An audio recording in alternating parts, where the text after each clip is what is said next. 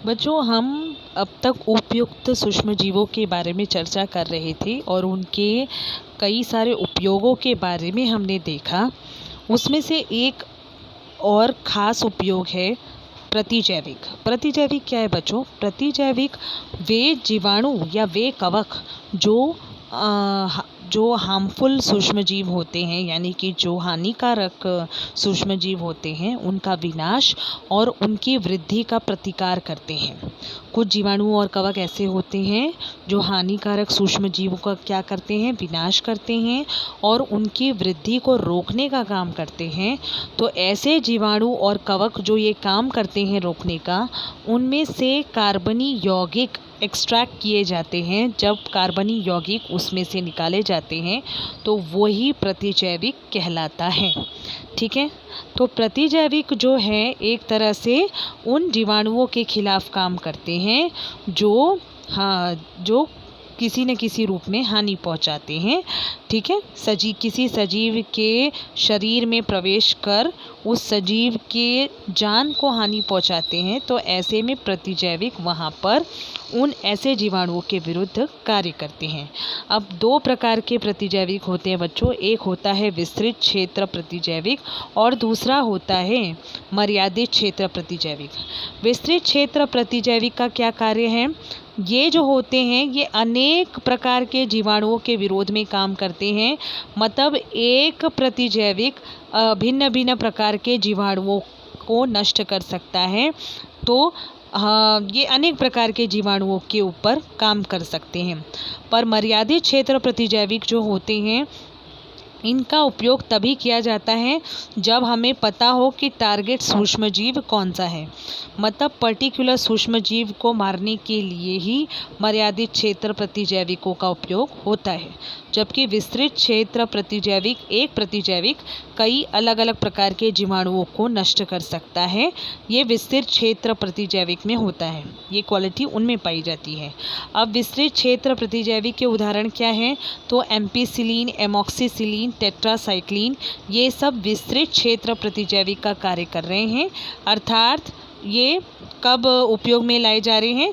जब अलग अलग प्रकार के जीवाणु के विरोध में जब काम करना होता है, जब रोग जंतु टेस्टिंग से पता नहीं चल रहा है कि रोग किसके कारण उत्पन्न हुआ है, मतलब किस रोग जंतु के कारण कोई रोग उत्पन्न हुआ है, जब हमें यह ना पता चल पा रहा हो, तब हम विस्तृत क्षेत्र प्रतिजैविक का उपयोग करते हैं। पर मर्यादित क्षेत्र प्रतिजैविक का उपयोग कब किया जाता है? जब निश्चित रूप से ये ज्ञात हो जाता है कि किस सूक्ष्मजीव के कारण रोग उत्पन्न हुआ है, तब मर्यादित क्षेत्र प्रतिजैविक का उपयोग होता है। जिसमें उदाहरण स्वरूप देखिए बच्चों, यहाँ पर है पेनिसिलिन है, जेंटामाइसिन, एरिथ्रोमाइसिन, ये सभी क्या है? मर्यादित क्षेत्र प्रतिजैविकों में आते हैं। अब हम आगे बात करेंगे कि हमारे इंडिया में, महाराष्ट्र में, पुणे में स्थित है एक संस्थान जो कुछ विकारों पर संशोधन कार्य कर रहा है। तो इसके बारे में एक जनरल नॉलेज के रूप में उस संस्थान का नाम क्या है? राष्ट्रीय विषाणु संस्थान, नेशनल इंस्टीट्यूट ऑफ वायरोलॉजी, जो कि पुणे में स्थित है।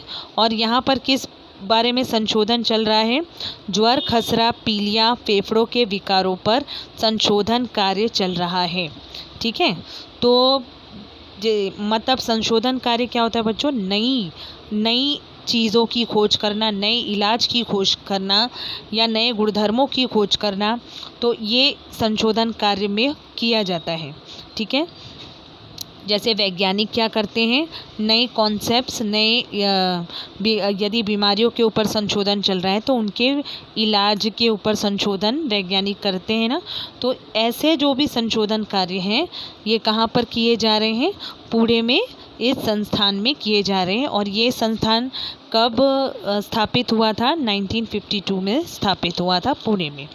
तो इस तरह से हमने देखा कि प्रतिजैविक क्या है और उनके प्रकार क्या हैं। अब हम आगे देखेंगे प्रतिजैविक का एक उदाहरण है जिसका नाम है पेनिसिलिन।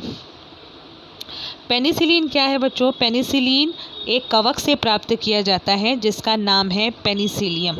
ठीक है, और कुछ ऐसे जीवाणु होते हैं जैसे स्टेफिलोकोकाई है, क्लोस्ट्रीडिया है, स्ट्रेप्टोकोकाई है। इस प्रजाति के जो जीवाणु होते हैं इनसे संसर्ग फैलता है। तो इन संसर्गों को रोकने के लिए किसका इस्तेमाल होता है? पेनिसिलिन का उपयोग होता है। वैसे ही कान, नाक, गला, त्वचा में जब जीवाणुओं द्वारा संसर्ग होता है, निमोनिया होता है, स्कारलेट ज्वर होता है, तो इन सब के लिए भी पेनिसिलिन वाली जो औषधियाँ होती हैं वो कारगर सिद्ध होती हैं। कभी कभी जोड़े मिलाव में आता है स्कारलेट ज्वर और उसके जोड़े मिलाव में पेनिसिलिन आपको जोड़ी मिलानी होती है। तो इस तरह से आपको ये बीमारियों के नाम पर कौन सी प्रतिजैविक कारगर है, पेनिसिलिन कारगर है, ये ध्यान में रखना है। अब पेनिसिलिन की खोज किस तरह हुई बच्चों, इस बारे में भी संशोधन वैज्ञानिक का आपकी किताब में बताया गया है। सेंट मैरीज हॉस्पिटल के एक सूक्ष्म जीव शास्त्र थे यानी माइक्रोबायोलॉजिस्ट थे और वो जो प्राध्यापक थे वहाँ के, उनका नाम था अलेक्जेंडर फ्लेमिंग। उनका नाम क्या था? अलेक्जेंडर फ्लेमिंग, जो कि एक प्रयोग कर रहे थे अपनी प्रयोगशाला में। उन्होंने क्या किया था कि कांच की तश्तरी यानी जिसे हम साइंटिफिक लैंग्वेज में पेट्री प्लेट कहते हैं, उसमें उन्होंने अलग अलग प्रकार के जीवाणु और अलग अलग प्रकार के फफूंदियों की वृद्धि की। पर एक दिन उन्होंने क्या हुआ, स्टेफाइलोकोकस जो जीवाणु होता है, उन जीवाणुओं का जब वो निरीक्षण कर रहे थे तो उन्हें बहुत ही अजूबी सी चीज़ दिखी, अलग सी कुछ चीज़ दिखी। उन्होंने क्या देखा कि तश्तरी में फफूंदी तो बने थे, स्टेफाइलोकोकस के धब्बे कुछ दिखाई तो दे रहे थे, परंतु उन्होंने देखा कि उन धब्बों के आसपास की जो जगह थी वो काफ़ी क्या हो गई थी, साफ़ हो गई थी। यानी कि साफ़ होने का मतलब होता है धब्बों के आसपास जगह साफ़ इसलिए हो गई थी क्योंकि वहाँ के जीवाणु नष्ट हो गए थे।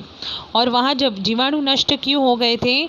क्योंकि जो फफूंदी वहाँ पर जन्मी थी वो पेनिसिलियम थी और पेनिसिलियम में से जो स्राव हो रहा था उसके कारण आसपास की जो जगह थी वो पूरी तरह से क्या हो गई थी, साफ़ हो गई थी, यानी जीवाणु नष्ट हो गए थे। तो इस तरह से एक एक्सीडेंटल घटना हुई थी जिसके कारण पहला प्रतिजैविक यानी पहला एंटीबायोटिक खोजा गया जिसका नाम था पेनिसिलिन। और आपने देखा कि इस पेनिसिलिन के कई सारी बीमारियों पर काबू पाया जा सका इसी पेनिसिलिन के द्वारा। तो इसकी खोज जिन वैज्ञानिक ने की, इनकी पिक्चर आप देख पा रहे हैं, डॉक्टर अलेक्जेंडर फ्लेमिंग की पिक्चर है।